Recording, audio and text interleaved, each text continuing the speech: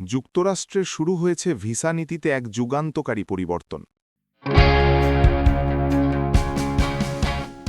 It's phase one. John, you happy? Pitch. 2025 সালের 21শে September থেকে নতুনভাবে H1B ভিসার জন্য আবেদন করলে কোম্পানিগুলোকে দিতে হবে এককালীন $1,00,000 ফি। এটা কোনো বার্ষিক চার্জ নয়, বরং বাধ্যতামূলক এককালীন পরিশোধ। আর ঘোষণার পরই শুরু হয়েছে বিশ্বজুড়ে আলোচনা।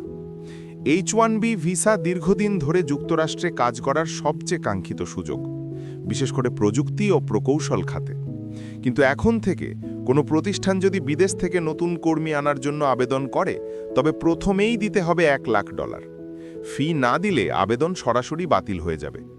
তবে সবাইকে এই ফি দিতে হবে না। যাদের ইতোমধ্যে H1B ভিসা আছে তারা নিরাপদ। ভিসা নবায়ন, মেয়াদ বাড়ানো বা পুনরায় প্রবেশের ক্ষেত্রে এই ফি প্রযোজ্য নয়।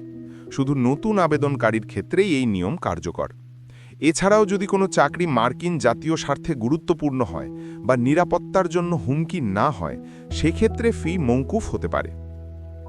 একজন কর্মী আনতে $1,00,000 খরচ। ছোট প্রতিষ্ঠান বা স্টার্টআপগুলোর জন্য এটি বিশাল চাপ।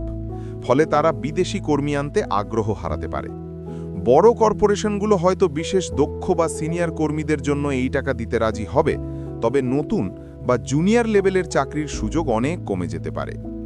এর পাশাপাশি মার্কিন শ্রম দপ্তর বেতন কাঠামো আরও বাড়াতে পারে। অর্থাৎ কোম্পানিগুলোকে শুধু ফি নয়, কর্মীদের বেশি বেতনও দিতে হবে। এই সিদ্ধান্তের প্রভাব পড়বে বিশ্বজুড়ে। ভারত, যেখান থেকে সবচেয়ে বেশি H1B কর্মী যুক্তরাষ্ট্রে যায়, সেখানে নতুন আবেদন সংখ্যা উল্লেখযোগ্যভাবে কমে যেতে পারে। এতে করে দক্ষ পেশাজীবীরা হয়তো বেশি গুরুত্ব দেবে কানাডা, ইউরোপ বা অন্য দেশগুলোকে, যারা সক্রিয়ভাবে বৈশ্বিক প্রতিভা আকর্ষণের চেষ্টা করছে।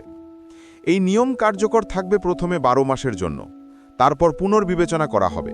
কিন্তু আপাতত নিয়ম একটাই, ফি দিন নতুবা আবেদন বাতিল। সব মিলিয়ে ছবিটা পরিষ্কার। যুক্তরাষ্ট্র চাইছে কম সংখ্যক হলেও বেশি বেতনের উচ্চ দক্ষ কর্মীকে অগ্রাধিকার দিতে। সমালোচকদের মতে এতে আমেরিকা বৈশ্বিক প্রতিযোগিতায় পিছিয়ে পড়তে পারে।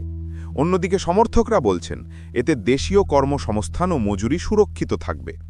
সময়ই বলে দেবে এই নতুন ভিসা নীতি আসলে কিভাবে বদলে দেবে বৈশ্বিক দক্ষ জনশক্তির গতিপথ।